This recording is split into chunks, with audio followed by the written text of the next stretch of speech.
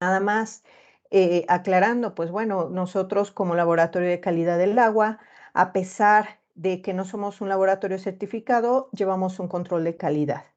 Eso era lo que quería aclarar y quería comentar porque se quedaron algunos comentarios en el chat. Sí, voy a presentar. ¿Me pueden comentar si ya ven la presentación, por favor?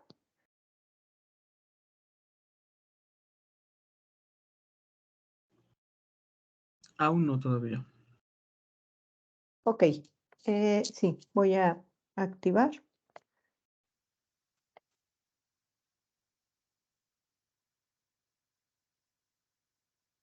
Muy bien, ya se puede ver, maestra. Ah, muy Entonces, bien. de este lado, muchachos, estaré atento a cualquier duda o comentario en relación a cualquier manifestación e inquietud que quieran hacernos llegar a través del chat. Voy a estar al pendiente de él. De la misma forma, habilitando los micrófonos para cualquier intervención durante la sesión. Muchas gracias.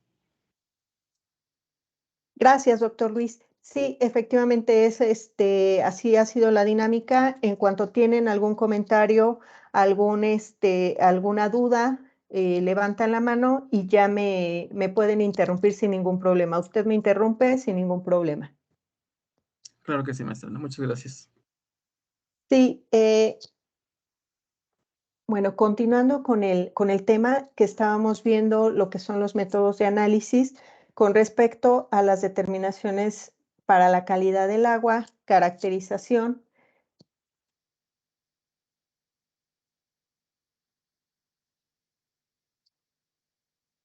Bueno, se encuentran dentro de lo que son los métodos instrumentales, se encuentran lo que son los métodos potenciométricos, espectrofotométricos, gravimétricos, cromatográficos, con respecto a lo que son el uso de equipos, ¿sí?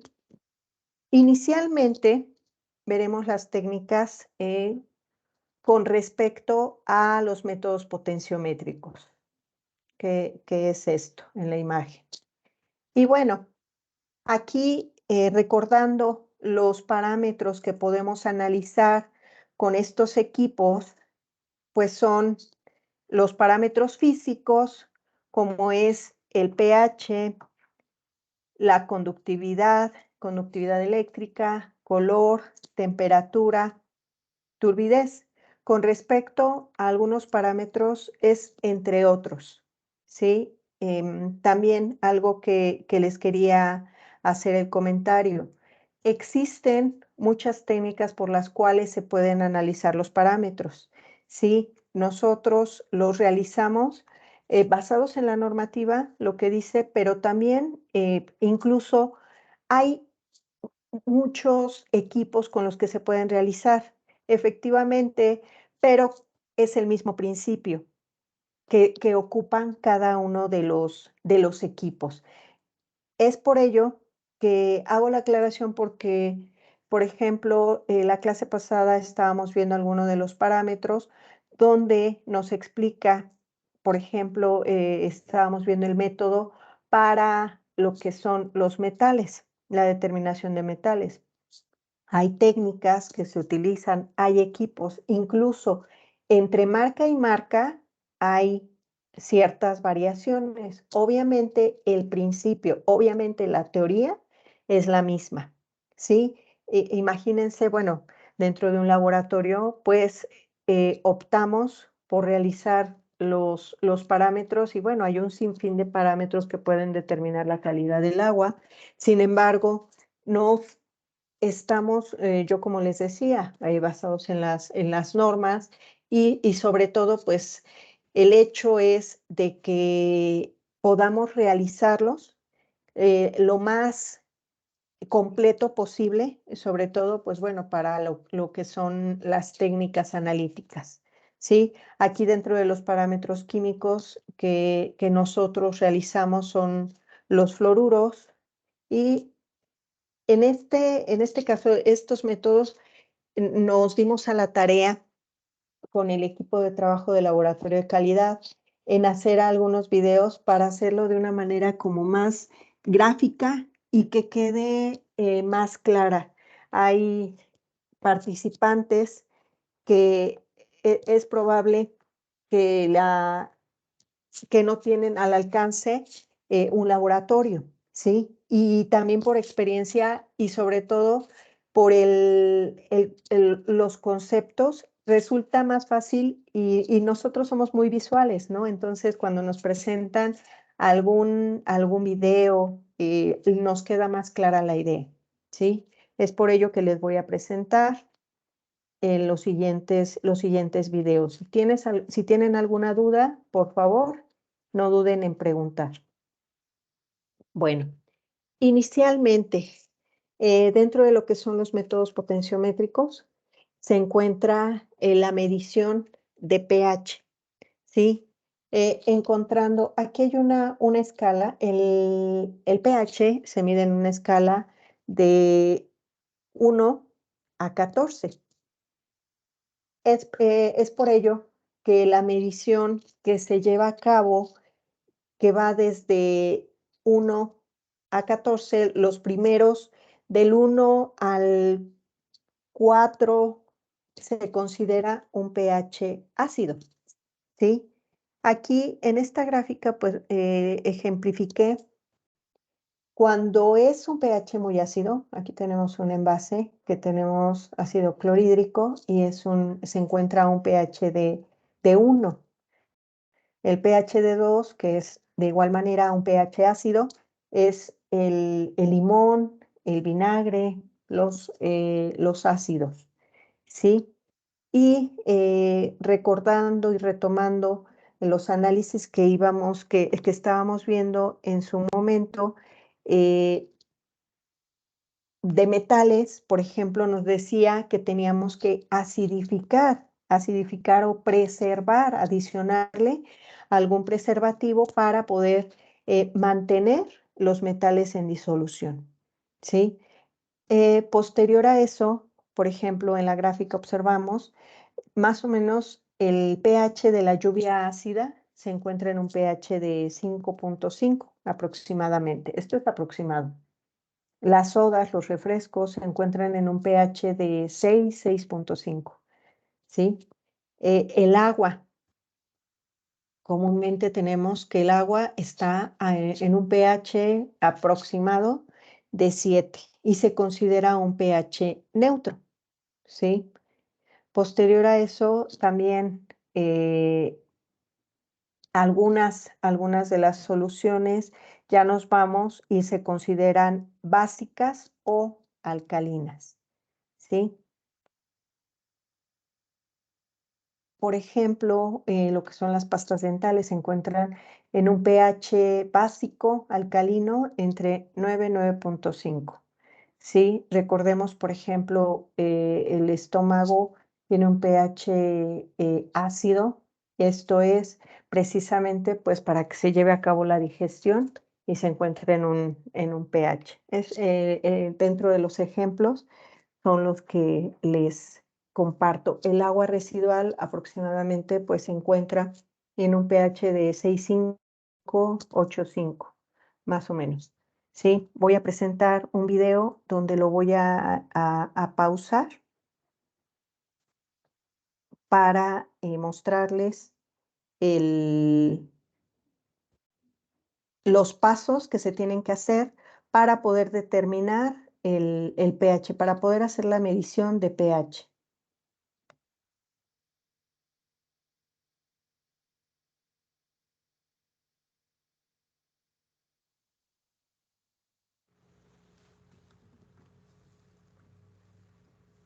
Inicialmente, bueno, a ver si me escuchan. Sí se escucha, ¿eh? Fuerte y claro. Muchas gracias. Gracias, Luis. Aquí, para todos los análisis, para hacer una determinación o la caracterización físico-química, el primer paso es, una vez ya llegó la muestra al laboratorio, ya determinamos cuáles son los parámetros que se van a iniciar y se va a hacer la programación por día. Uno de ellos, hagan de cuenta que estamos viendo la programación de los análisis. Aquí inicialmente es una muestra de agua residual. El recipiente es un recipiente de plástico, polietileno de material. Y lo que nos dice el método, lo que nos dice la norma, es que se tiene que agitar homogéneamente la muestra. Aquí vemos a nuestro analista realizar la homogeneización de la muestra, que se hace agitar vigorosamente la muestra para que se homogeneice. Posterior a eso, se tiene que, para la determinación de pH, previamente se debió de haber calibrado el equipo. ¿Cómo se calibra un equipo? Tenemos unas soluciones de calibración, se les llama soluciones buffer, donde se encuentran el pH en una solución de 4, 7 y 10. Esto con el fin de que si nosotros tenemos al momento de analizar las muestras reales, que nos encontremos en ese rango. Puede ser en un pH de 4, puede ser en un pH de 7, puede alcanzar un pH de 12. Es por eso que los estándares nos dan esa ventaja y el equipo al momento de hacer la calibración nos permite hacer y tener un rango más amplio, ¿sí? Entonces, posterior a la calibración del equipo, tenemos que hacer este proceso. Tomamos el electrodo, ahorita lo vamos a ver en pantalla. Voy a dejar que corra y después lo voy a detener para hacer la explicación.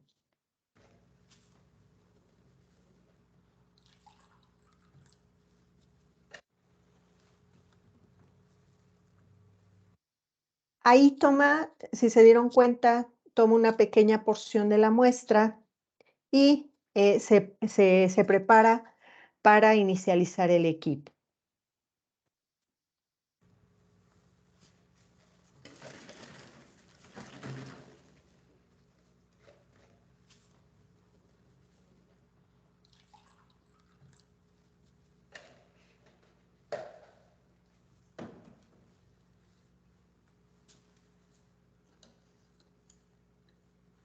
El que está tomando es el electrodo para la determinación del pH. Enjuaga previamente el electrodo para no tener alguna afectación en la muestra. Teniendo un sensor, ahí tiene en la pantalla, en el vaso de precipitado, tiene el sensor de temperatura, donde nos indica a qué temperatura podemos hacer podemos hacer al mismo tiempo, perdón, la determinación tanto de temperatura como de pH. ¿Sí? Se hace el lavado del electrodo. Hay diferentes tipos de electrodos para las diferentes características de las muestras, ¿sí? Y también el material de los electrodos puede cambiar. Por ejemplo, si estamos utilizando materiales muy ácidos, un electrodo de plástico no nos serviría, obviamente porque tendríamos problemas por que se desgastaría el material del electrodo. Entonces, aquí, al realizar previamente el enjuague, lo que hace ya tiene la muestra e introduce el electrodo para hacer la medición. Sí, esta agua, les comento, es un agua de tipo residual, para que veamos ahorita en pantalla el porcentaje, el pH que dio como resultado. Ay, Dios, ya me pasé.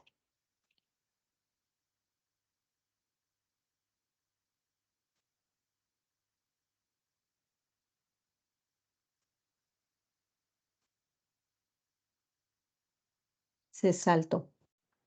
Una disculpa.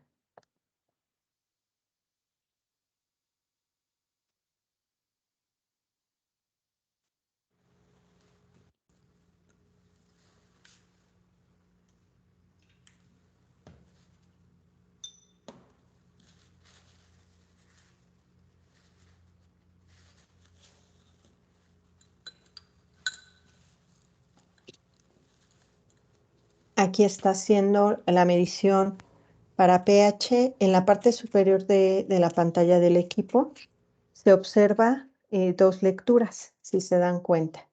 Es una de 7.88 y la temperatura es la que se encuentra en la parte inferior, que es de 17.8. Entonces, si observamos, el pH se encuentra en esta zona de aquí, ¿no? Dentro de la escala que les estoy marcando con el pH, ¿sí? Es un pH, no es un pH ácido que se encontrará acá de este lado, a pesar de que es un agua residual, que no sabemos los contaminantes que tiene. Esa es otra de las cosas y eso es lo bonito y interesante de hacer una caracterización de agua, ya sea agua potable, ya sea residual, ya sea agua tratada o agua salina con de diferentes orígenes.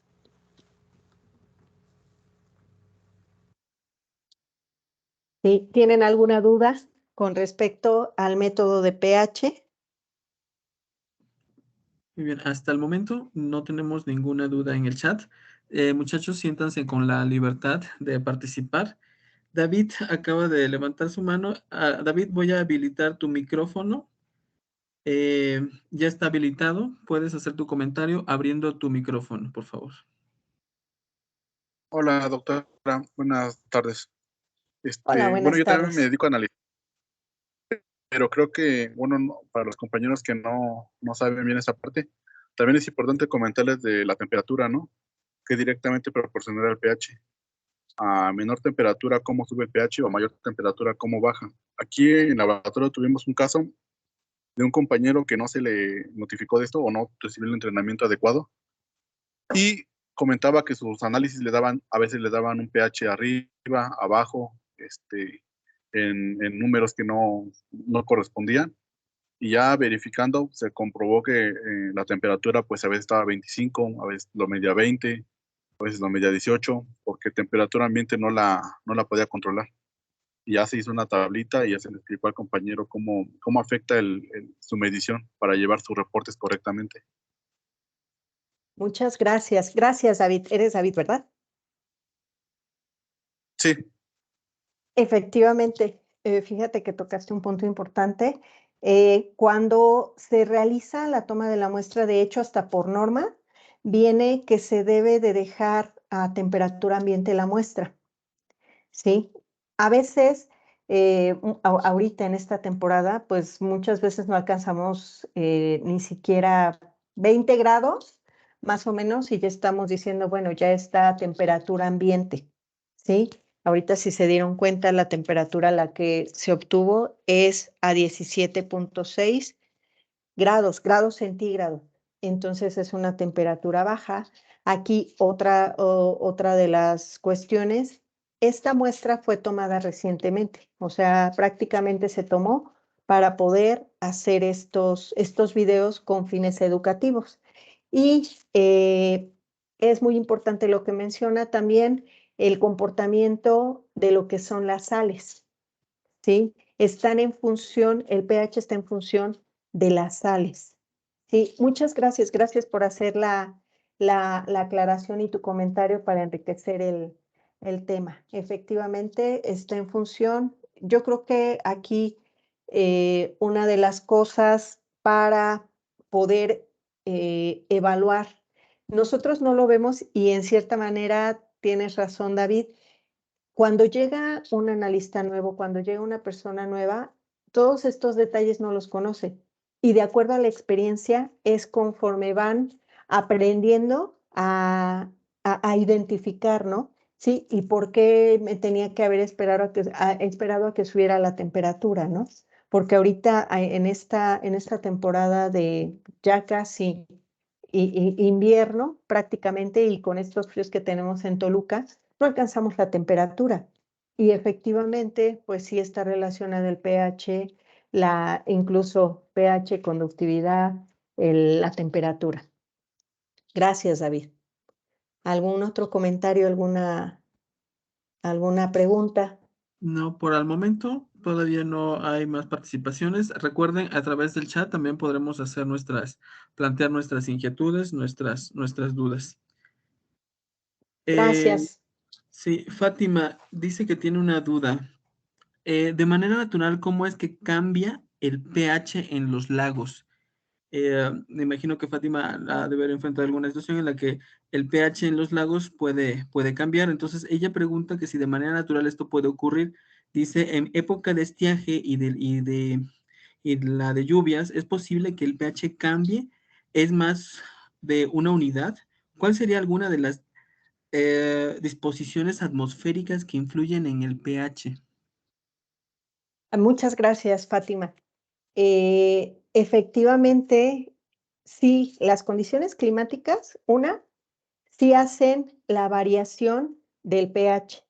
Ahora, otra de las temporadas, por ejemplo, lo que estabas mencionando acerca de las condiciones climáticas, por ejemplo, la lluvia en estiaje y en temporada de lluvias. En estiaje, recordemos que están más concentrados los contaminantes y no están diluidos. Aquí hay un proceso que se da de amortización que le llamamos y se da efectivamente por las sales, por los carbonatos y los bicarbonatos. Entonces, eso también tiene mucho que ver hasta incluso por la zona geográfica. El pH también tiende a ser o más ácido o más básico. Posiblemente en los cuerpos de agua, dependiendo, por ejemplo, si es un cuerpo de agua que prácticamente la gran mayoría se encuentran contaminados, no voy a decir el 100%, pero la gran mayoría. Aquí el pH aproximadamente pues, se encuentra entre 7.5, 8.5. Si tiene, por ejemplo, si hay alguna descarga de tipo industrial, puede bajar el pH, se puede hacer más ácido, ¿sí? Y también influye la temporada en la que se esté tomando la muestra.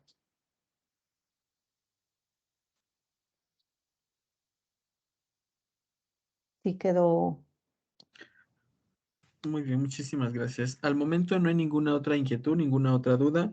Muchas gracias, Fátima. Espero que haya quedado atendida tu duda. Gracias, Luis. Cualquier comentario me Sí, siguen diciendo, por favor. claro que sí. Y bueno, por otro lado, hay otro de los parámetros, ¿sí? Como es la turbidez.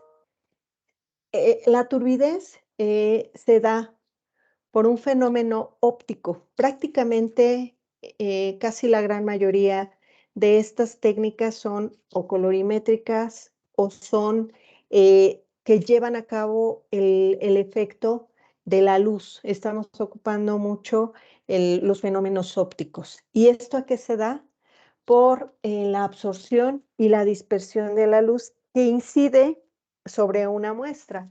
Recordemos algún principio que nos enseñaron, un principio de la física, donde prácticamente pues hacíamos pasar una luz por, por un espejo y ¿qué pasaba? ¿Sí? Ese efecto pues es la difracción de la luz, ¿no? Entonces, y se veía de diferentes colores.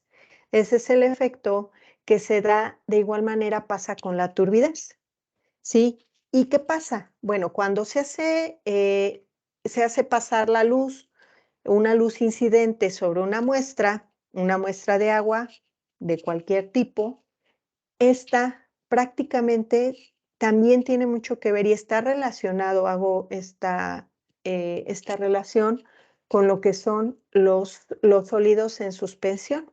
¿Sí? Aquí vamos a ver que qué relación tienen. Entonces, como por ejemplo, en las aguas naturales, este tipo de que se haga la suspensión de las partículas, se da una a las partículas inorgánicas y principalmente en lo que son las arcillas y los óxidos de hierro y de manganeso. principalmente. Y también, pero también, dentro de estas partículas también se da de tipo orgánico. Y se encuentran principalmente en lo que son los ácidos húmicos, ácidos fúlvicos y los ácidos taninos, ¿sí? Aquí, como ya les comentaba, pues se da un efecto de espectrofotometría. Vamos a ver en sí en qué consiste la técnica de turbidez. Voy a poner el video.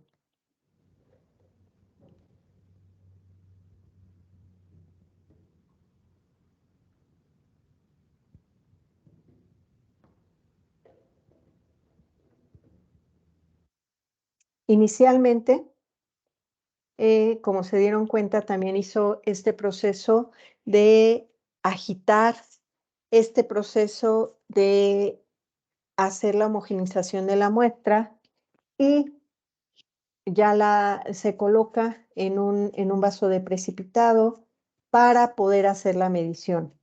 Previamente también, no estoy colocando los procesos de calibración del equipo. ¿Por qué? Porque se llevaría y me extendería muchísimo. Este es un equipo, un turbidímetro, ¿sí? Donde la calibración son estándares. Estos estándares de calibración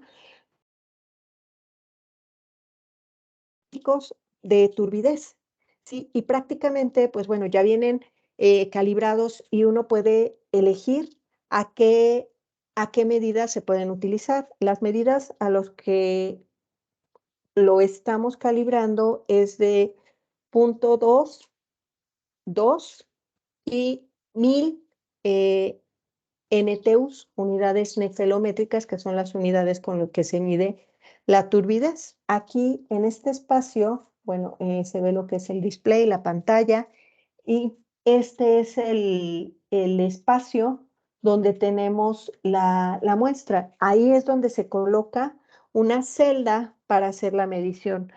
Ya prácticamente en ninguno de los equipos todo lo tiene de manera interna.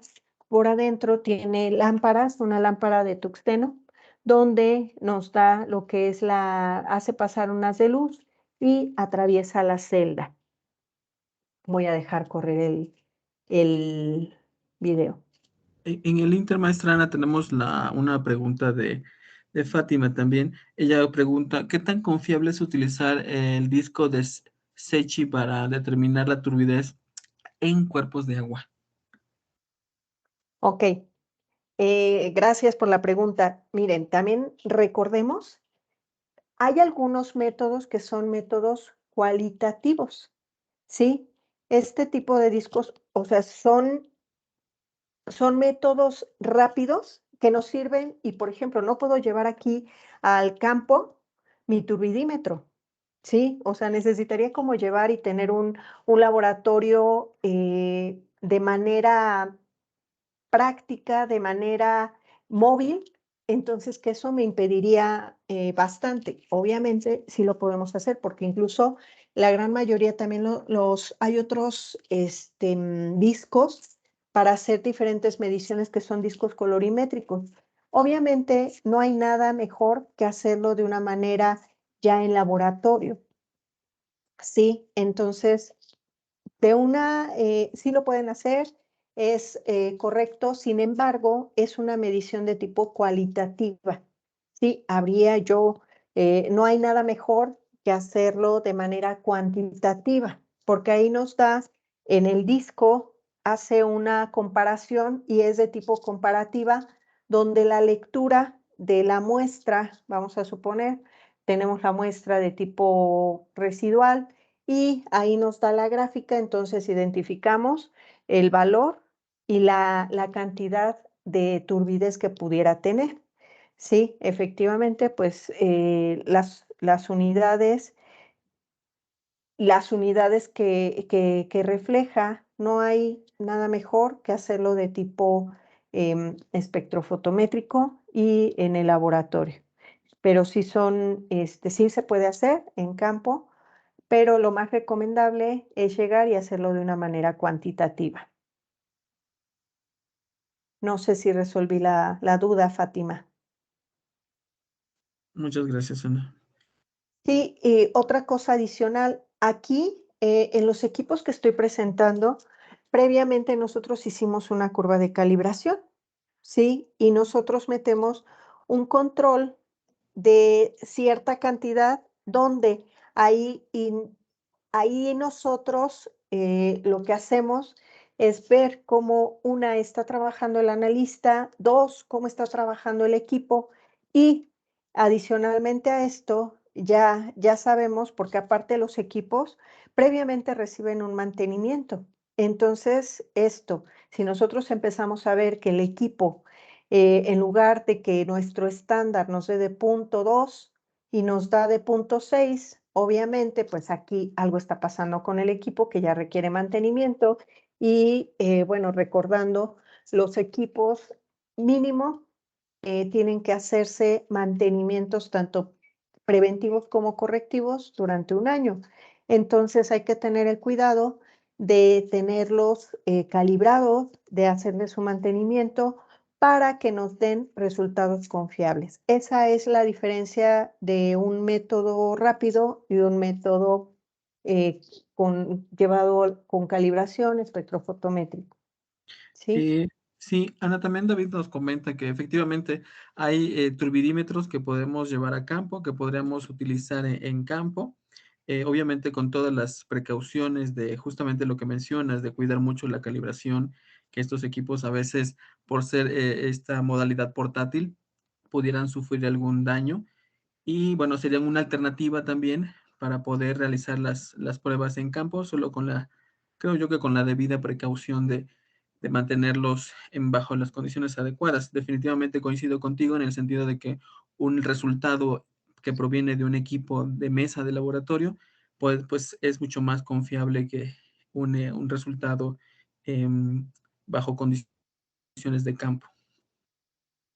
Finalmente, Sí. pues también Juan Manuel comenta, la turbidez puede ser un parámetro de control en el tratamiento como método rápido porque en aguas residuales no se encuentra regulado. Definitivamente la turbidez no está regulada.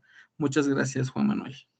Muchas gracias. Sí, gracias por por también la información y tu debida intervención, Luis. Le agradezco. Efectivamente, hay muchos parámetros y lo vieron en el módulo pasado con el doctor Luis, con la doctora Ivonne, que efectivamente muchos de los parámetros y que son sumamente importantes no están considerados, no están normados. Entonces, uno de ellos es la turbidez, ¿no? Y que nos da diferente información.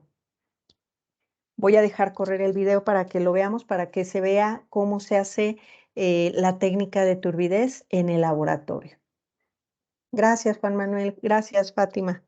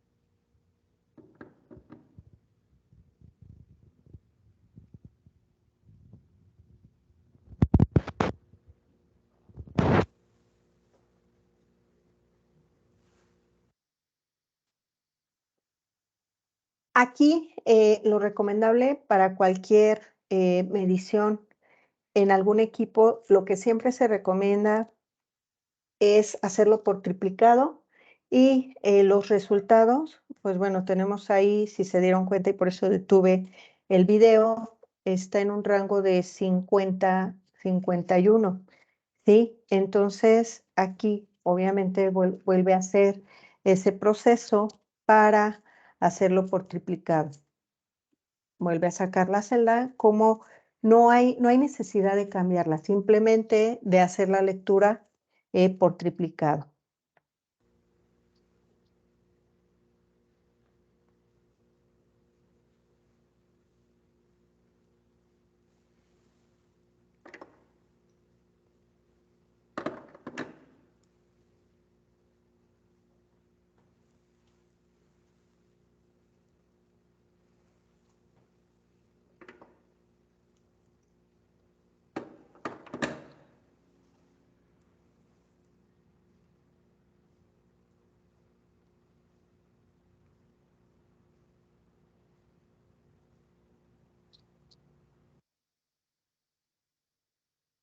Sí, finalmente, bueno, estaba yo viendo, me equivoqué en el valor, era aproximadamente 50, la segunda lectura también dio de 50, esta de 50.2.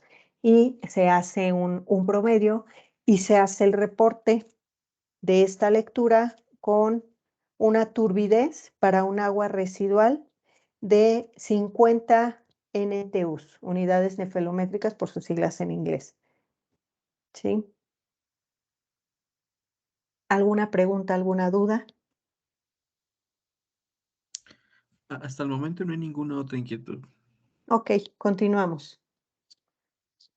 Y bueno, el color, el pH, la turbidez, bueno, estos parámetros, casi la gran mayoría y todos, ¿no? Porque eh, es una mezcla que tenemos en una muestra de agua y todos están coordinados y todos están conectados en sí, ¿sí? Y una de ellas es el color.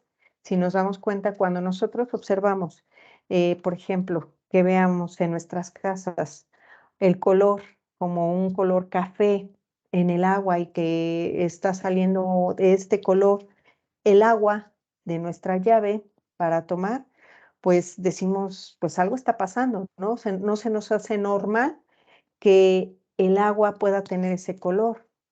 Lo ideal es de que pues fuera transparente, incolora, ¿sí? Sin ninguna tonalidad, ¿no? Pero, pues esto, ¿a qué se debe? Podemos encontrar distintos colores. ¿Y a qué se debe el color? Se encuentra relacionado con sustancias disueltas o en suspensión, que también está relacionado con la turbidez, ¿sí? Como les acabo de mencionar, pues el agua natural presenta diferentes colores. Aquí, no sé, la primera eh, idea que se me viene, pues es un mar, ¿no? Es el mar donde pues el color azul se debe a que son grandes masas de agua y que la luz, ahí surge un proceso, el proceso de dispersión de la luz. Cuando hay el color verde, que lo hemos visto principalmente y nos damos cuenta en algunos cuerpos de agua, es porque hay partículas en suspensión, pero también sales de calcio, ¿sí? El color amarillo rojizo se debe a la presencia de partículas de hierro, ¿sí? El amarillo combinado con negro, con marrón, se debe a la descomposición de la materia orgánica y aquí algo importante es que encontramos los taninos y el humus, los ácidos húmicos.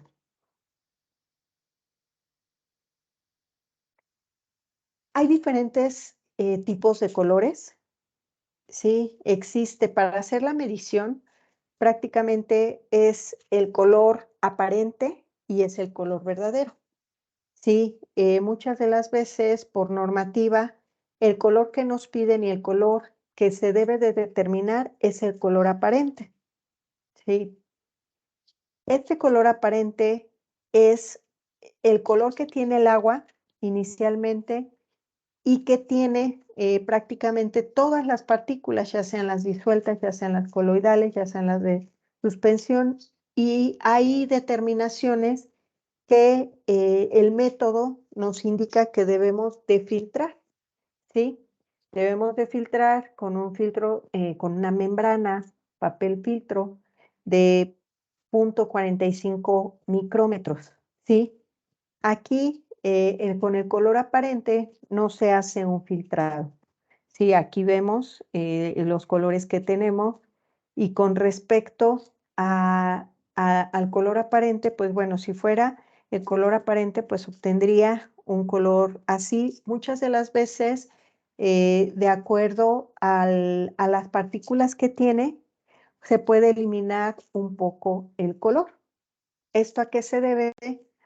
Pues bueno, al otro tipo de color que es el color verdadero, que se proporciona tanto por las sustancias disueltas y las partículas coloidales. Entonces, ¿qué es lo que pasa? Pues aquí aplicamos el proceso de filtración y eliminamos la materia orgánica en suspensión, ¿sí? Esto se debe y lo hacemos a través de un método de filtración con una membrana, con un papel filtro de 0.45 micrómetros, ¿sí? Entonces, ahora ya vamos a distinguir entre un color verdadero y un color aparente. A eso se refiere. ¿Alguna pregunta, alguna duda? No, hasta el momento ninguna. Nada más ahí comentar, recordar que en la sesión pasada pues platicábamos que una de las modificaciones de la nueva norma es justamente la introducción del color como un coeficiente espectral y hacer alusión al color verdadero. Muy bien. Hasta el momento ninguna duda más, maestra. Muchas gracias, Luis. Efectivamente, y como hicieron la aclaración para la NOM 001, que el color, el método en el cual nosotros lo estábamos llevando a cabo es por el método espectrofotométrico, pero con la técnica de platino cobalto, ¿sí? Esto es a qué hace referencia de igual manera a la incidencia de la luz, pero con platino cobalto a diferencia del nuevo método. Gracias, doctor Luis. Es hora de llegar a lo que son los métodos volumétricos, ¿sí? Estos métodos volumétricos, pues, comprenden diferentes parámetros, ¿sí? Estos parámetros son de tipo parámetros químicos, como es la dureza, como es la alcalinidad, la acidez, los cloruros, ¿sí? Que son, estos parámetros se realizan con técnicas volumétricas, ¿sí? ¿A qué se refiere la volumetría? Ok, pues comparado. Se hace una comparación, los métodos volumétricos y los métodos gravimétricos. Recordando, los métodos gravimétricos son los métodos que por medio del peso, la diferencia de peso, podemos encontrar las concentraciones a las que están diferentes, que podemos obtener la masa de alguno de los parámetros. Por ejemplo, métodos gravimétricos se encuentran lo que son las determinaciones de los sólidos, las determinaciones de los sólidos, tanto sólidos totales, sólidos suspendidos, sólidos disueltos, que lo podemos hacer con métodos gravimétricos. Sí, o también otra de los parámetros que se hacen de tipo gravimétrico son las grasas y aceites, ¿sí? Gravimétricos. Y también se dice que los métodos volumétricos y los métodos gravimétricos son, aparte de que son rápidos y prácticos, la exactitud es muy parecida, ¿sí? Aquí lo que se hace principalmente es una valoración, una titulación. ¿Qué es lo que estamos viendo aquí en la pantalla? Una titulación, ¿sí? ¿Y a qué se refiere como en el tipo de titulación? ¿Sí? Que es un proceso donde hay una solución patrón que se le llama, donde reacciona a un volumen. Aquí, si se dan cuenta, inicialmente en la figura 1, aquí tenemos una muestra. Es una muestra de agua donde vamos a hacer la valoración. Aquí tenemos una bureta donde vamos a hacer una titulación donde van a reaccionar. Esta solución va a reaccionar con lo que hay en este matraz. Entonces, si se dan cuenta, en el segundo matraz ya se empieza a ver una coloración, se ve un color rosa muy tenue, ¿sí? Y esto se debe a que está reaccionando esta solución que tenemos en la bureta y posteriormente, pues bueno, le vamos agregando gota a gota esta solución para hacer una titulación de la solución, ¿sí? O sea, vamos a determinar que a partir de la adición de una solución patrón se llega a un equilibrio. Si se dan cuenta, pues bueno, ya cambió de color. Y esto lo vamos a ver a qué se debe. La adición de una solución patrón continua, porque es el goteo continuo, hasta alcanzar un punto final, que es este punto final, donde alcanza su máximo número de equivalentes, ya está en equilibrio, ya se encuentra en equilibrio. Es por eso que nosotros ahí, en ese momento, nos detenemos y cerramos la llave. Si se dan cuenta, aquí está cerrada completamente, aquí va goteando, está abierta la llave y vamos a hacer la titulación. Entonces, por medio de la adición de esta solución, podemos alcanzar un punto final donde el número de equivalentes en una sustancia es igual al número de equivalentes a la otra. Se encuentra ya en equilibrio. Y esta técnica, estos métodos volumétricos se utilizan para estos parámetros: dureza, alcalinidad, acidez, fluoruros.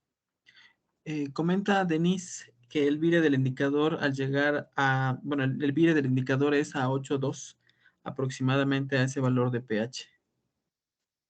Gracias, sí, efectivamente.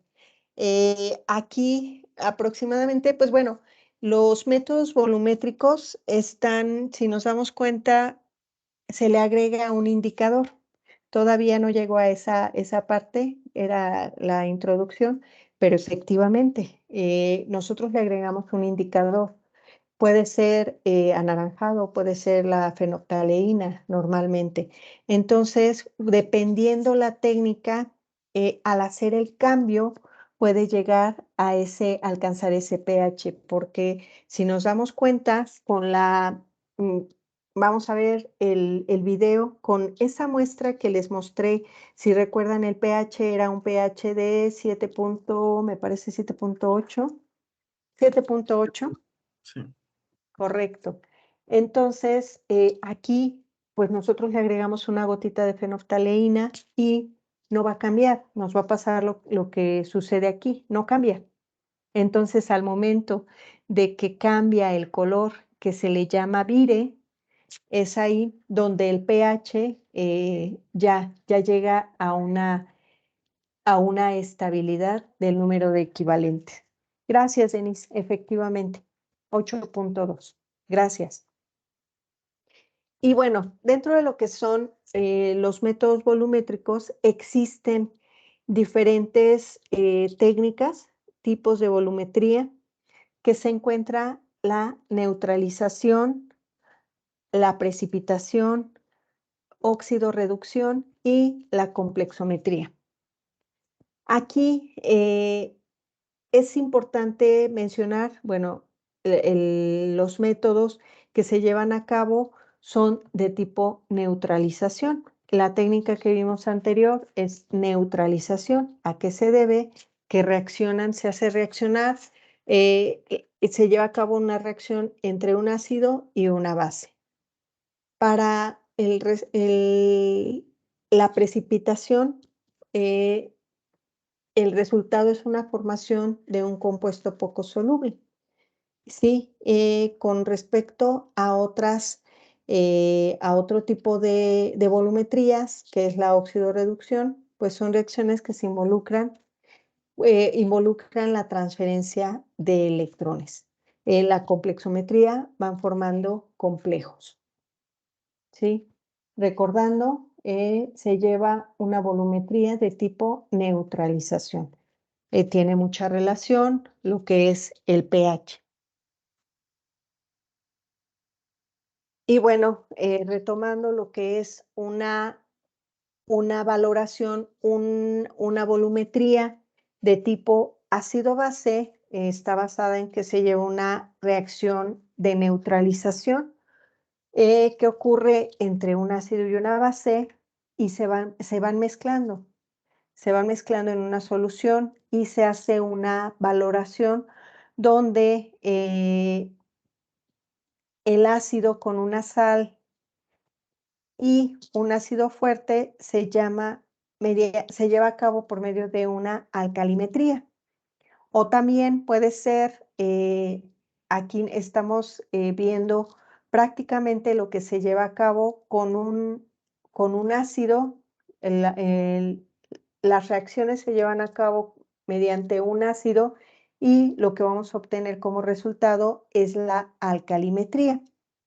Pero también si tenemos una base o una sal de base fuerte con un ácido débil, se lleva a cabo mediante un ácido, vamos a llevar a cabo la acidimetría. ¿A qué se debe con estas dos reacciones? Que si agregamos una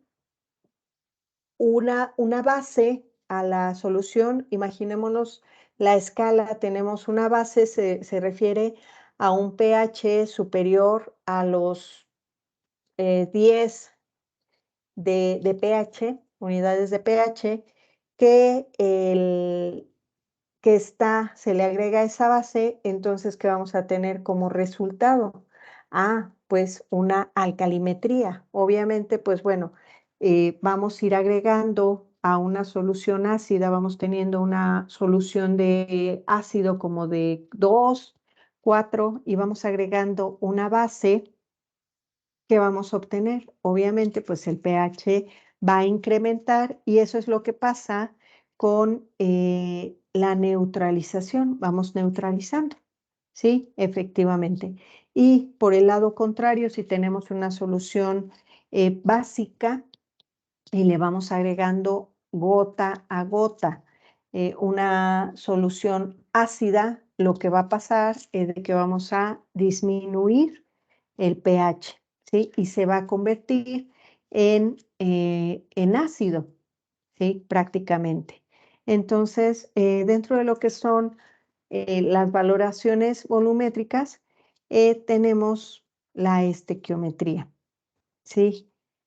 Prácticamente, pues bueno, tenemos reactivos y tenemos productos. Cuando llega a un punto de equilibrio, llega a un punto que se neutraliza tanto el analito, en este caso esto lo consideraría como analito, y la solución valorante o la solución de valoración. Cuando lo mencionó Denise acerca del vire, es, es muy notorio. ¿Por qué? Porque hay un cambio de color. Si lo vimos, es un color prácticamente transparente y cuando llega a hacerse y obtener el pH, el pH, por ejemplo, en este caso básico, puede alcanzar hasta superior a 8 y aquí lo vemos visualmente por el cambio de vire, el cambio de color. ¿Alguna pregunta, alguna duda? Al momento no hay ninguna inquietud. Muchas gracias.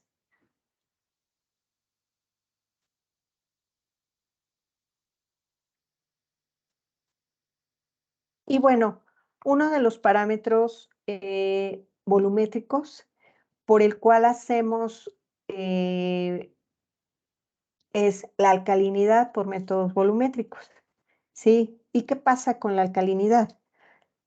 La alcalinidad pues mide la cantidad de iones que se encuentran, que son capaces de ser neutralizados por los iones hidrógeno, ¿sí? Tanto en aguas superficiales, la alcalinidad, el pH se encuentra entre 6 y 8, lo que la especie que más predomina es el anión, los aniones de tipo bicarbonatos. Y en el agua atmosférica se encuentra a un pH ácido entre 5 y 6, y la especie que denomina y que domina en este momento es el dióxido de carbono, ¿sí? ¿A qué se debe? Cuando hay presencia de los iones bicarbonatos, carbonatos o los OHs, a que se produce una acción por medio de las aguas subterráneas donde su origen es de tipo de rocas calizas, donde tenemos carbonatos de calcio, en donde lo rodean. Aquí se me viene a la mente el efecto, no sé si conozcan las grutas de Tolantongo. Aquí se da un efecto, la zona tiene muchos bicarbonatos, ¿sí? Y si nos damos cuenta en las grutas de Tolantongo, si no es un comercial, pero si tienes la oportunidad de ir a visitar y sobre todo para que vean esos efectos, son efectos muy notorios, ¿sí? Ahí en esa zona, si lo ven en una toma de tipo aérea, el agua se ve azul, sí, pero al fondo del cuerpo de agua, porque pues viene siendo un río y tiene la parte inferior, es un color blanco. Entonces, tienen muchos bicarbonatos, ¿sí? Entonces, ustedes, al tener la presencia de bicarbonatos, son sales, y estas sales que producen el amortizamiento del pH. Entonces, todo tiene una conexión. Está el pH, está la alcalinidad, está la turbidez, porque aquí en este caso, al tomar una muestra de esta zona, pues, ¿qué vamos a obtener? Obviamente, sólidos en suspensión, sólidos disueltos, la turbidez, ¿sí? Y nos damos cuenta así haciendo esa valoración, simplemente aquí y ahora espero que ya sean como más analíticos cuando vamos en algún lugar, incluso por el color del agua, incluso por por la presencia de la biodiversidad en los diferentes ecosistemas, nos damos cuenta que qué calidad pudiera tener. Obviamente, pues bueno, no lo estamos haciendo en el laboratorio, pero vamos viendo y ya nos va resultando mucho más interesante y vamos siendo más observadores. Sí, entonces después del anuncio de que vayan a las grutas de Tolantongo y que no es la única zona donde se ven esos efectos, hasta incluso cuando van, no sé si les ha pasado en las carreteras, que se van viendo como las diferentes capas de la tierra, ahí se dan cuenta, ahí en esa zona de Tolantongo hay presencia de muchas minas de cal, ¿sí? Y es por eso, porque hay bicarbonatos y carbonatos. Yo creo que si hiciéramos algún estudio de este tipo, resultaría alta la alcalinidad, el pH también tendría un pH alto, ¿sí? ¿Alguna pregunta, algún comentario? ¿Alguna zona que hayan observado este fenómeno?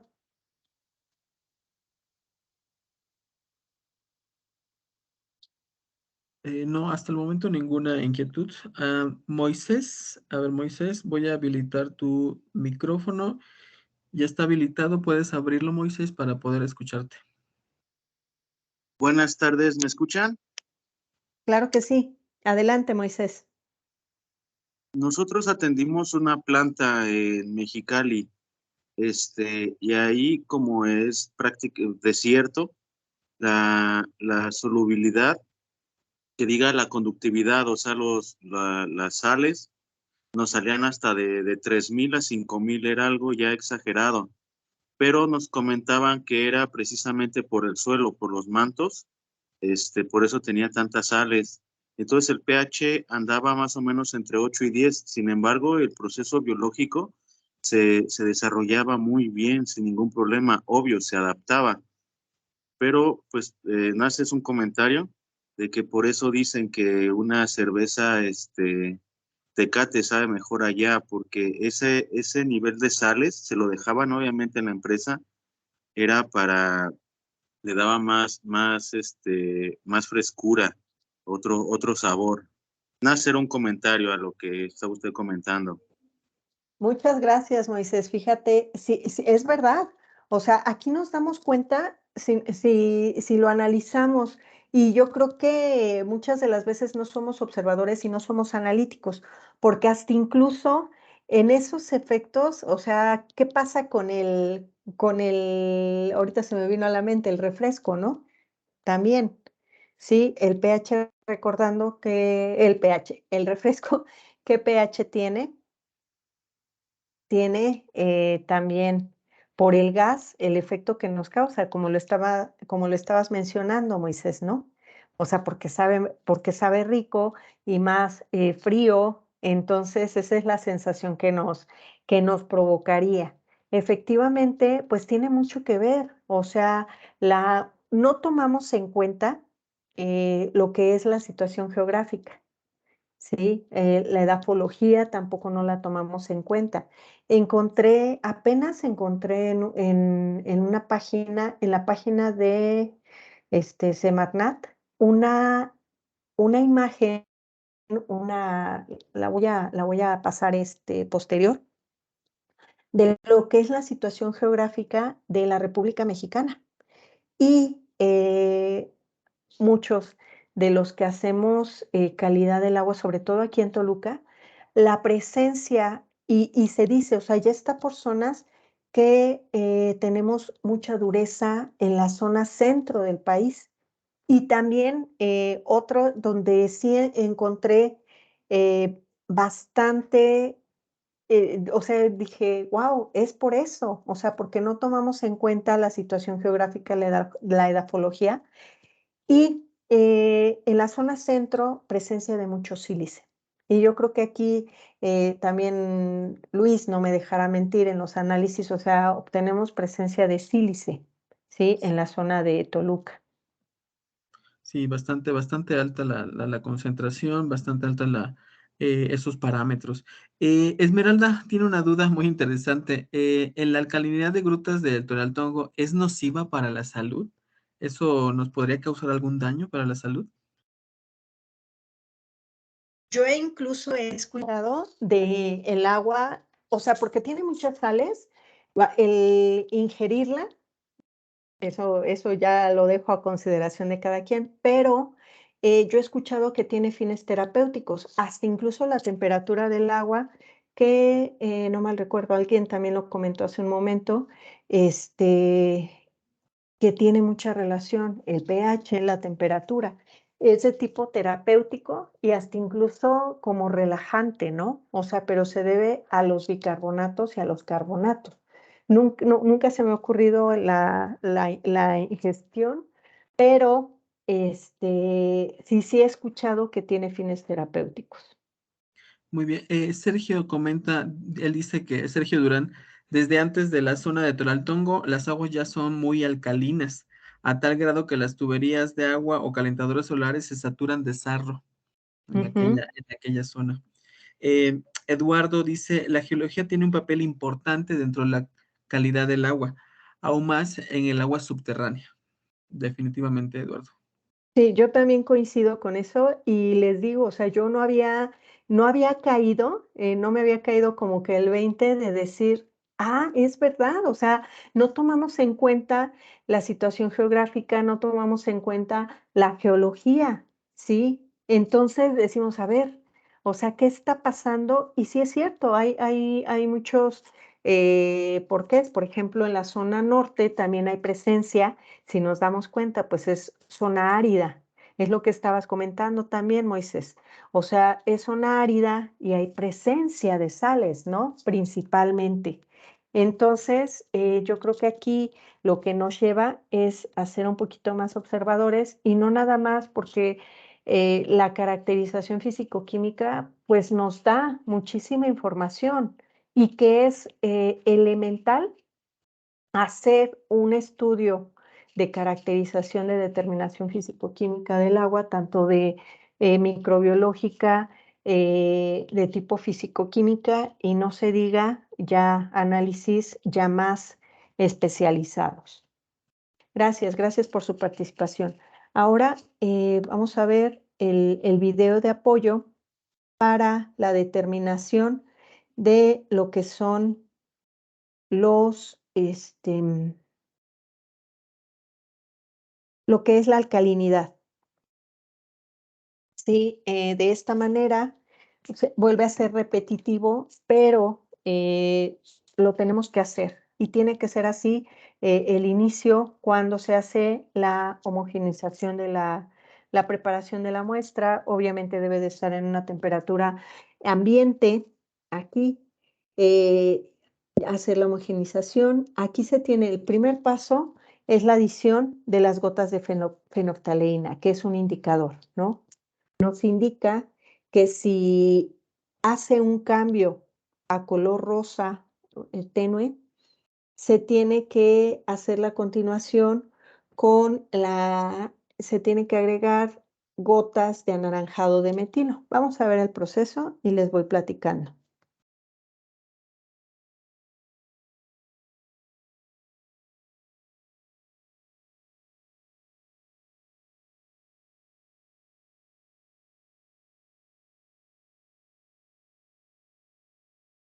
Aquí la analista está trabajando, está haciendo la toma de la muestra y de acuerdo a lo que marca la norma, el procedimiento de la norma para la determinación de alcalinidad, nos dice que se tiene que medir un volumen. Aquí nosotros, como ya les comentaba, nosotros hicimos modificaciones al método. ¿Modificaciones a qué me refiero? El volumen. Sí, como ya les decía, cuando nosotros ocupamos volúmenes mayores aquí la norma nos los marca a 100 mililitros, ¿sí? Nosotros lo hacemos a 50 con la intención de disminuir el consumo de reactivos, otra, la generación de residuos, ¿sí? Entonces, aquí, pues bueno, son residuos químicos de tipo químico y, pues bueno, después causan un problema, ¿no? Entonces, es por eso que nosotros el volumen que tomamos es a 50 mililitros. Está haciendo nuestra analista la medición de los 50 mililitros de volumen para el posterior análisis.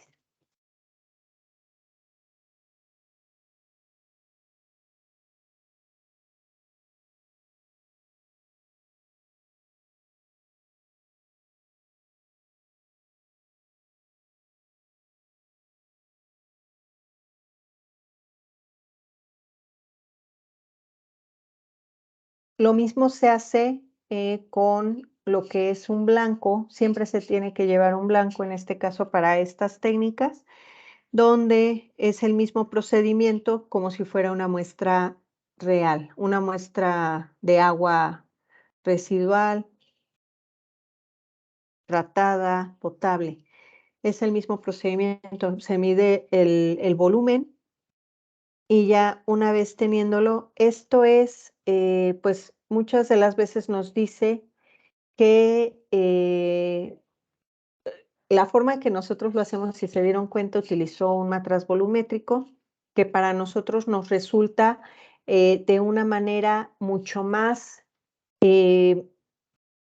certera que no tenemos y no cometemos tantos errores, porque al hacer una medición con una probeta, los que están y los que trabajan en laboratorio, si nos damos cuenta, pues muchas de las veces no son materiales calibrados. Una, dos, no es recomendable todo para medir tanto muestras, para medir volúmenes exactos, tienen que ser con material volumétrico, ¿sí? No pueden ser con material serológico. Entonces nosotros lo hacemos así porque lo ideal fuera con una pipeta volumétrica de 50 mililitros. Pero aquí cometeríamos errores en el sentido de, se van sumando los errores de la pipeta, la forma de pipetear, y pues bueno, aquí el proceso ya lo hacemos como más rápido. ¿Por qué? Porque al haber hecho pruebas anteriores donde checamos los volúmenes, es ahí donde para nosotros es mucho más fácil en un matraz volumétrico. Muy bien, Ana. Jesús Edgar comenta, en cada provincia fisiográfica y terreno estratigráficos varía la calidad del agua subterránea e incluso la del agua superficial. Definitivamente de acuerdo contigo, Jesús.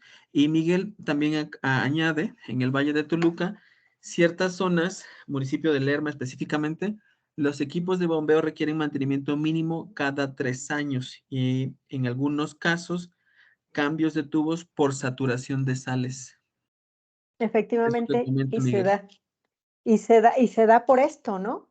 O sea, Efectivamente, el mismo fenómeno. porque el mismo mecanismo van incrustando en las tuberías, y se me hace hasta 3 años, considero que es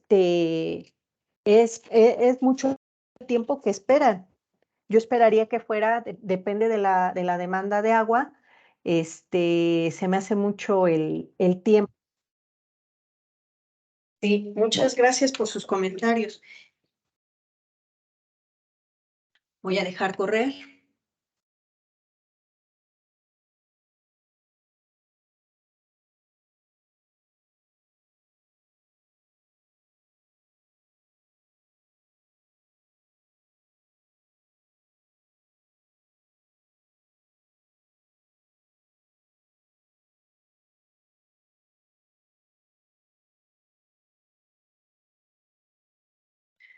Aquí va a ser una valoración, una neutralización.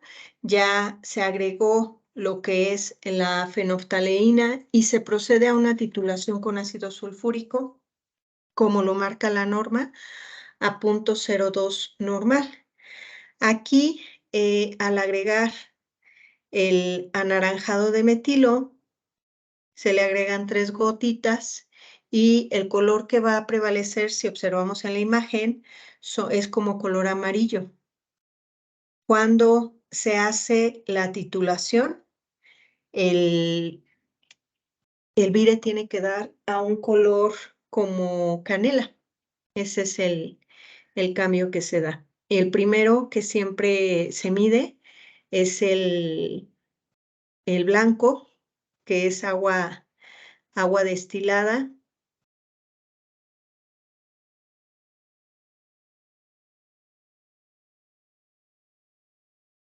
Ahí ya se dio el cambio. Sí, es muy, muy tenue. De hecho, hay que tener cuidado y se tiene que ir haciendo gota a gota.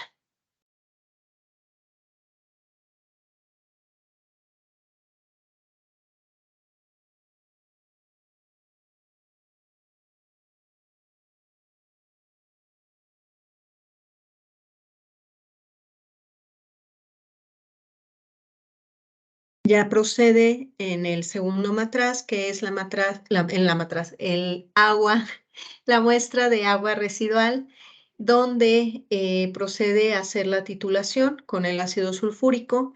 Y aquí, algo importante, obviamente tenemos que hacer, en el método vienen fórmulas para poder determinar la alcalinidad. De acuerdo a los mililitros gastados de la solución de ácido sulfúrico, es ahí donde introducimos estos valores y nos da un valor.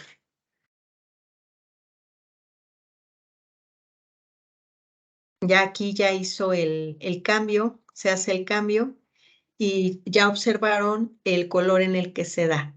Sí, fue como de un color amarillito a un color canela. Aproximadamente, bueno, yo aquí adicionalmente tomé los valores del volumen que gastó para el blanco y fue de 1 mililitro de la solución de ácido sulfúrico, y para el caso de la muestra se gastó 18.7 mililitros de ácido sulfúrico en la muestra. ¿Esto qué me lleva? Hay una fórmula, todo esto se hace con fórmulas. Lo estoy explicando de una manera muy detallada para también incluso nos sirva para las siguientes técnicas. Les voy a decir el valor ya una vez introducido a la fórmula para determinar la alcalinidad de una muestra de agua residual de procedencia desconocida, y el valor de la alcalinidad nos da de 362 miligramos por litro de bicarbonatos, ¿sí? No, de carbonato, ese es carbonato de calcio, perdón, una disculpa. Es carbonato de calcio, imagínense la alcalinidad que tiene. Y si lo relacionamos con el pH que obtuvimos de la determinación que tenía un pH de 7.8, vamos obteniendo, como vamos sacando las conclusiones, ¿sí? Efectivamente. ¿Alguna pregunta? Hasta ¿Alguna el duda? momento ninguna. Ok, efectivamente. Y bueno, ¿a qué se debe y por qué es importante la alcalinidad? Como ya les comentaba, las unidades pues son carbonato de calcio, y es una medida como de carbón inorgánico disuelto en agua natural. Y esto también mide la capacidad de amortización de un agua natural. A mayor alcalinidad, mayor capacidad de amortiguamiento, ¿sí? Cuando tenemos una elevada alcalinidad, indica una elevada concentración de iones bicarbonatos y carbonatos en un agua natural. Y esto está asociado aquí, si nos damos cuenta, ya empezamos a ver la relación que existe entre otros parámetros, como lo es que la alcalinidad, la dureza, están muy relacionados con los iones, ¿sí? Son iones tanto de calcio como de magnesio, y que proporcionan también, como ya les comentaba, una dureza elevada, ¿sí? También hay en algunas muestras podemos obtener cantidades de dureza, de alcalinidad, pero de acidez muy bajas. Y esto se debe al proceso que se da de amortiguamiento que tiene la muestra. O sea, aquí ya tiene ese proceso de amortiguamiento. ¿Y qué pasa? Lo que había mencionado, alguien lo mencionó, que decía de la zona de Lerma, que tenían problemas de incrustaciones, ¿no? Se debe a eso. Cuando se van formando los precipitados, se forman incrustaciones con este tipo que vienen relacionados la alcalinidad y los cationes tanto de calcio como de magnesio. Es por ello, y como lo mencionaba, agradezco el comentario, que tenemos y deben de tener el cuidado y de estar con los mantenimientos para evitar obstrucciones en tuberías y en las calderas principalmente, ¿no? Y que también lo vivimos en casa, ¿no? No nada más en en grandes construcciones, en grandes obras. Hasta en casa lo vemos.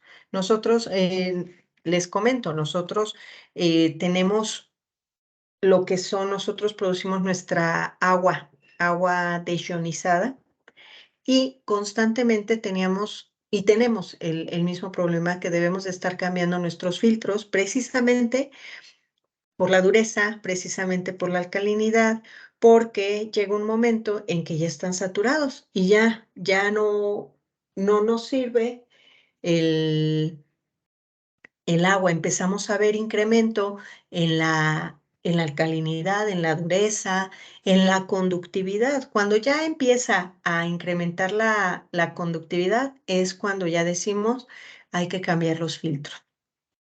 Desde ahí.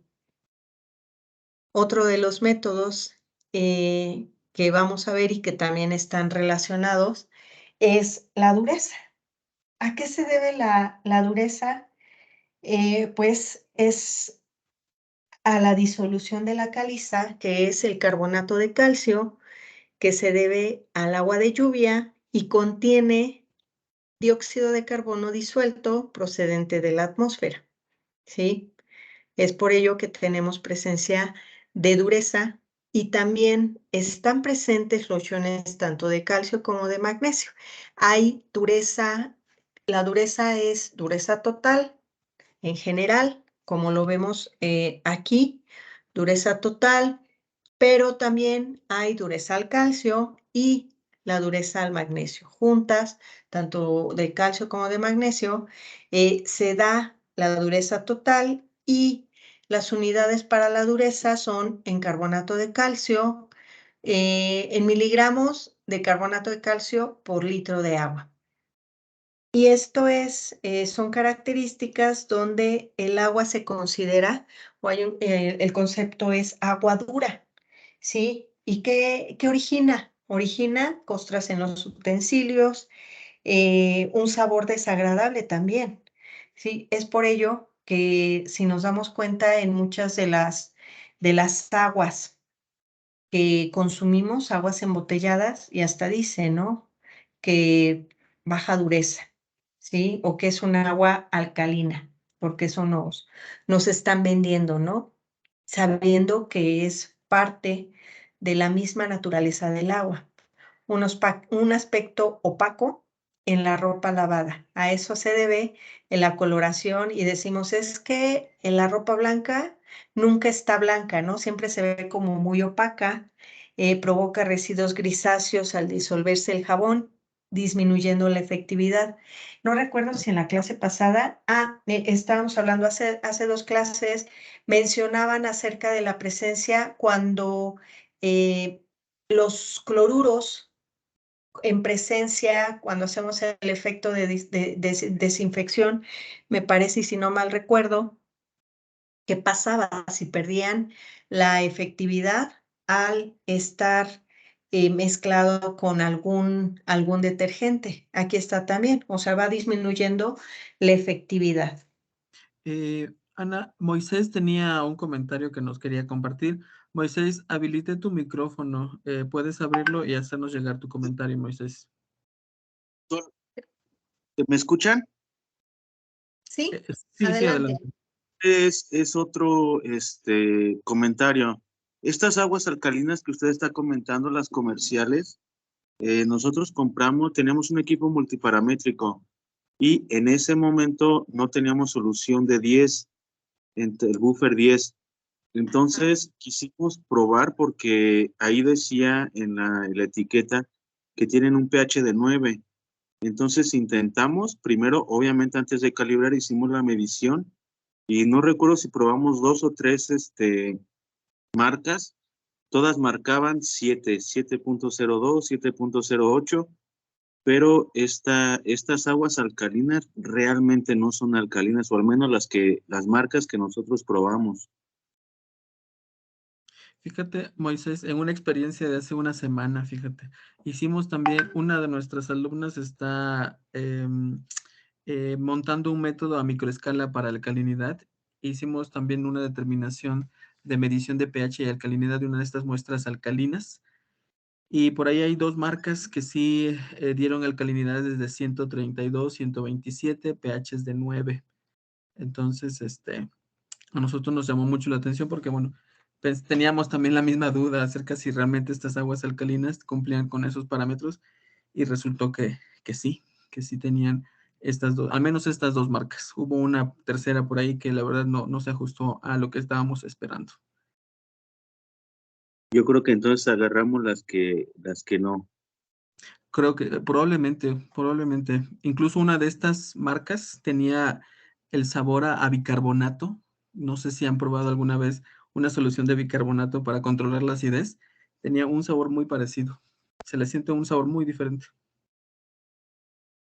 Luis, ¿pudieras decir la marca? Sí, Para ¿vale? que sepamos. Muy bien, estuvimos analizando, hicimos un muestreo en el Walmart y la marca de Bonafont, la alcalina, esa fue la que tuvo alrededor de 134 miligramos por litro de carbonato de calcio, como alcalinidad y un pH más o menos de 9, cerradito, 9.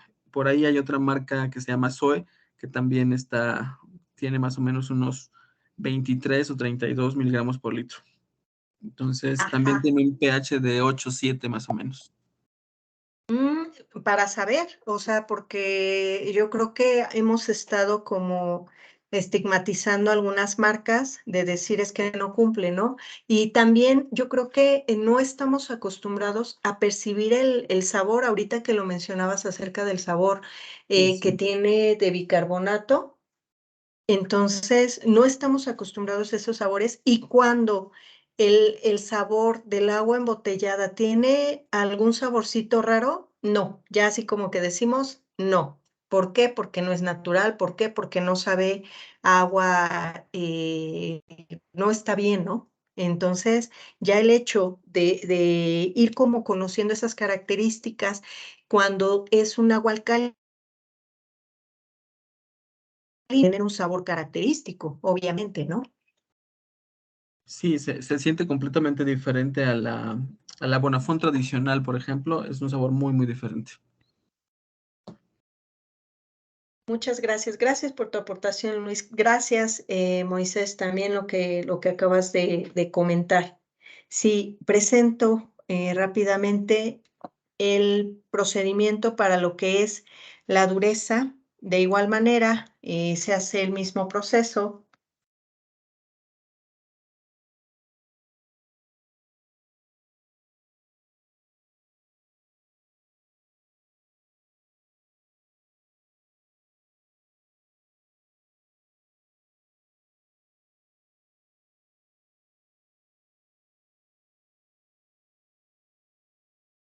De igual manera, se hace la medición tanto para el blanco como para la muestra de agua. 50 mililitros en un matraz.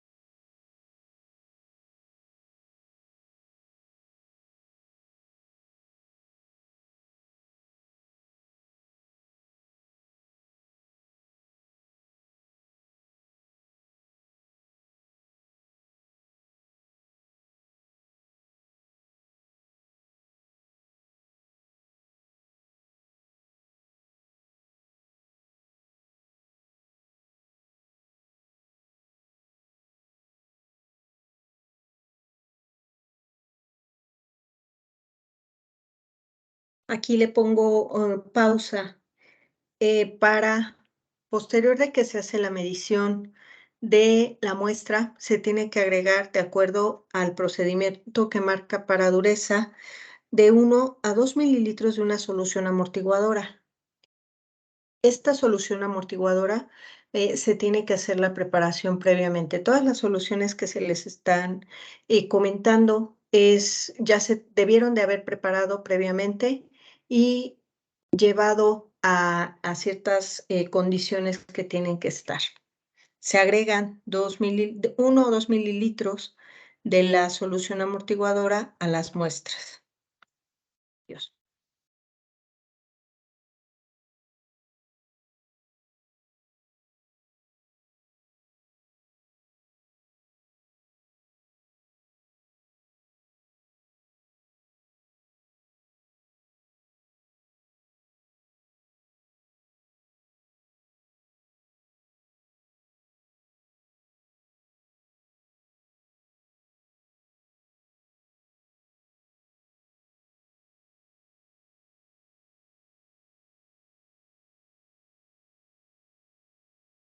Esta solución amortiguadora contiene amonio y obviamente pues va perdiendo la eficiencia, la efectividad, y es por eso que se tiene que agregar al momento. En cada una de las muestras, y se agrega la punta de la espátula, no sé si la palabra es una pizca, es que en algunos métodos dice pizca de ericromo negro té, y es por eso que nos da una coloración como moradita, si nos damos cuenta. Esto es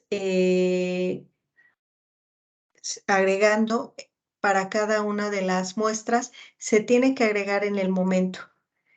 Si nos damos cuenta, la coloración a la que cambia es de un color morado a un color azul.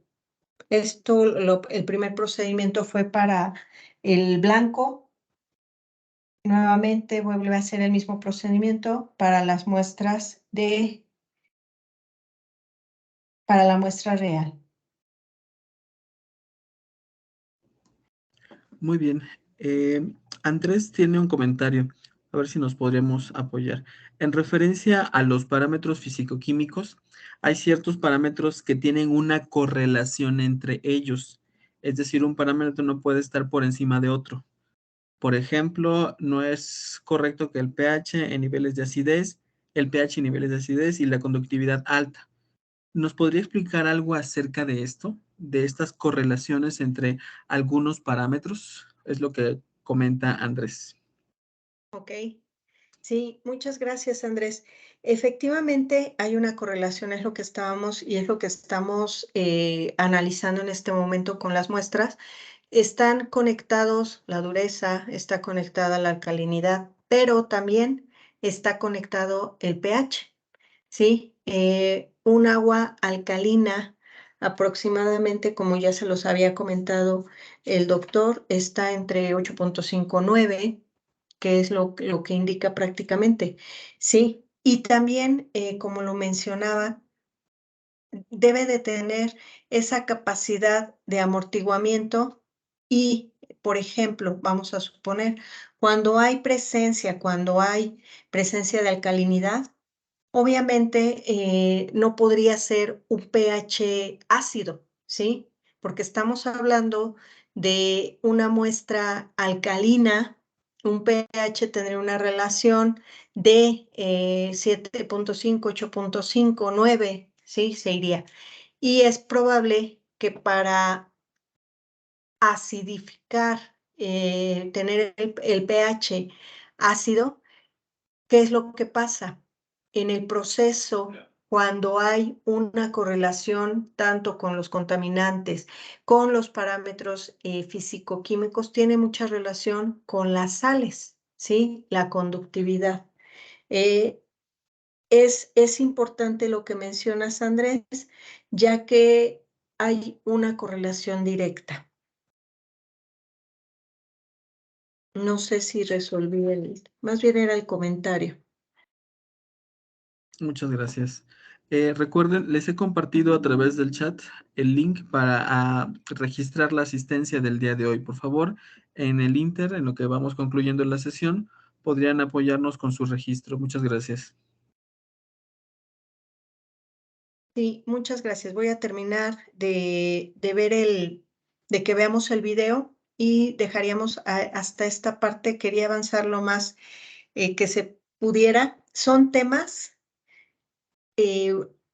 si se dan cuenta, toda la caracterización físico-química es como muy extensa para poderla hacer y a mí qué más me gustaría, ¿no?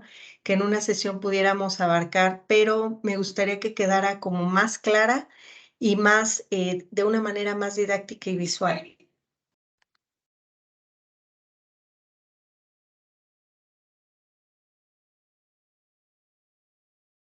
Nuevamente está agregando tanto la solución amortiguadora como el heliocromo negro T. Y esto lo que hace, también lo que está haciendo es incrementar el pH y y ya la va cambiando. Es por eso que hace el cambio del pH con la solución amortiguadora. Incrementa el pH, puede llevar hasta un pH de 10.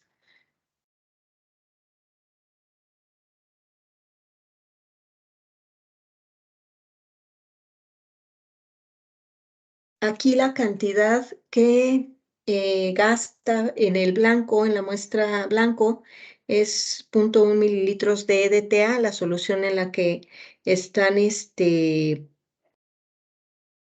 está haciendo la valoración, es EDTA 1.02 miliequivalentes. Y para la muestra se gastan 8.6 mililitros de EDTA. Es por ello que es importante, posterior a esto, bueno, ya les comenté cómo hacer los cálculos con los mililitros gastados y la fórmula que nos representa en el método. ¿Alguna pregunta hasta aquí? Dejaríamos hasta aquí esta parte tanto de los métodos volumétricos para poder cerrar la clase si están de acuerdo. Luis, ¿cómo vamos en tiempo? Nos quedan 20 minutos aproximadamente, Ana.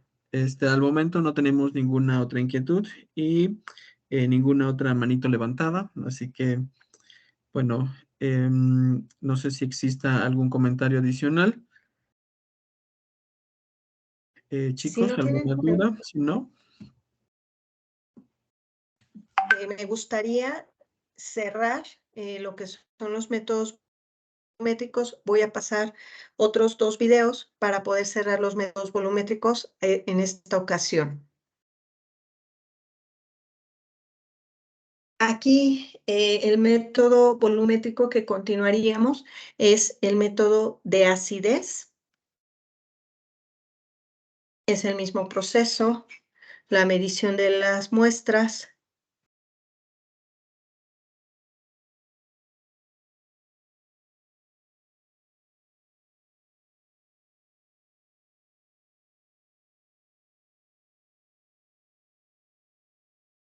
De igual forma se da para lo que es el blanco y la muestra real.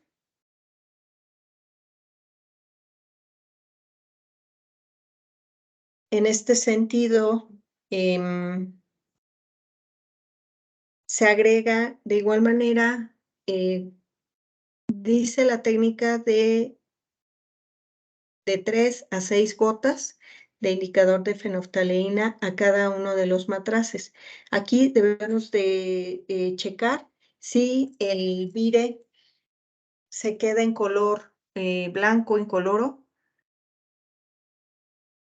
y en caso de que cambiara, se tiene que agregar hidróxido de sodio para que se torne nuevamente incoloro.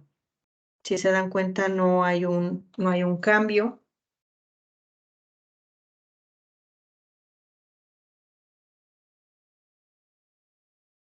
En el momento, y la solución con la que vamos a hacer la titulación es con hidróxido de sodio 0.02 normal.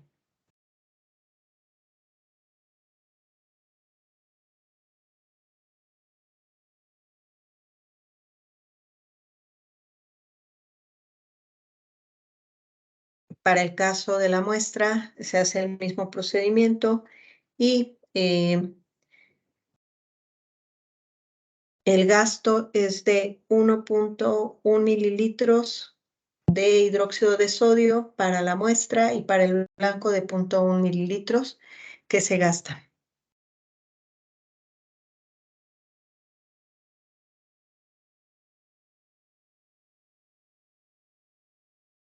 Si se dan cuenta, cuando hay un agua residual, propiamente, pues bueno, tiene materia en suspensión y también tiene turbidez. Entonces no se va a ver como un agua potable, un blanco. Dentro de los que son los métodos volumétricos se encuentran los cloruros y este es el proceso que llevamos en el laboratorio. De igual manera se hace la medición tanto de la muestra como del blanco.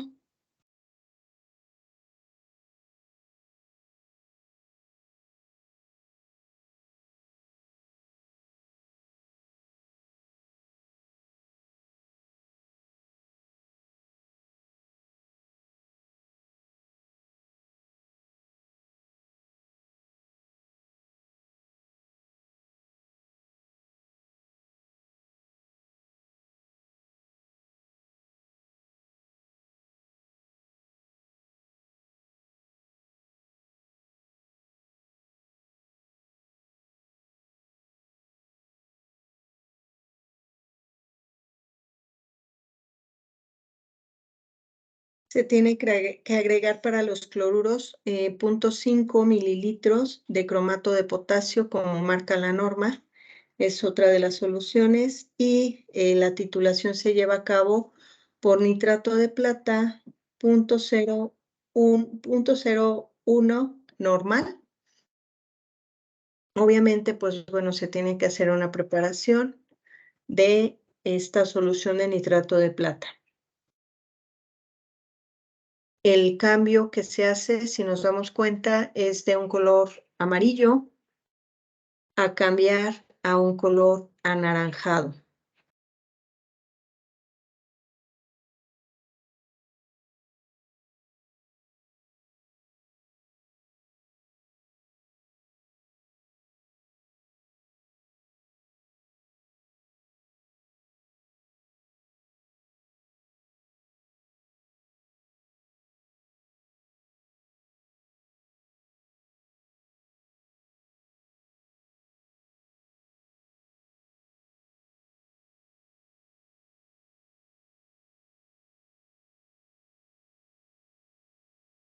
Para el blanco, el volumen que gastó de 0.4 mililitros se lleva a la fórmula y para la muestra es de 5.1 mililitros gastados de nitrato de plata.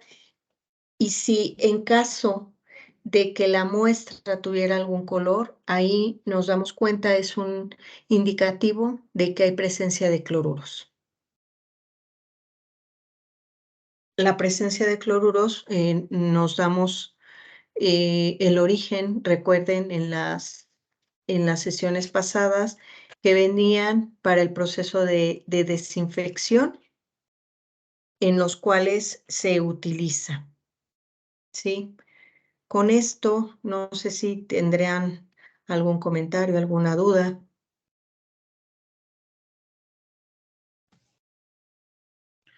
Al momento, ninguna duda en el chat. Pues para recordar, ahorita aprovechando el tema de cloruros, recuerden que en la sesión pasada también, bueno, en unas de las sesiones pasadas veíamos que en la actualización de la norma, el carbono orgánico total solo aplica para aquellos que rebasan 1000 miligramos por litro de cloruros. Solo aquellas aguas que tienen estas concentraciones tan altas de cloruros, pues deberán aplicar o utilizar el carbono orgánico total como un parámetro de referencia. Muy bien. Sin comentarios, aquí nos hacen comentarios en el chat, que todo muy claro. Muchas gracias.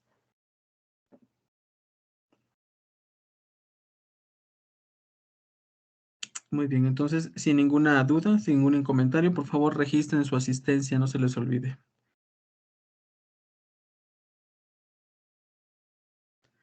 Muy bien. Muchas gracias, muchas gracias. Maestra Ana, pues hasta el momento sin ningún otro comentario. Muchas gracias. Entonces, con esto culminaríamos lo que son los métodos volumétricos y continuaríamos la siguiente sesión con lo que son los métodos espectrofotométricos. Si alguna duda que puedan, que tengan, sin ningún problema, la pueden hacer extensiva. Con esto yo cerraría la sesión de hoy y nos veríamos la siguiente fecha, que es el día lunes. Gracias a todos por su asistencia y su participación. Hasta luego. Hasta luego, mucho gusto. Hasta luego. Hasta luego. Buenas noches. Excelente fin de semana. Muchas gracias.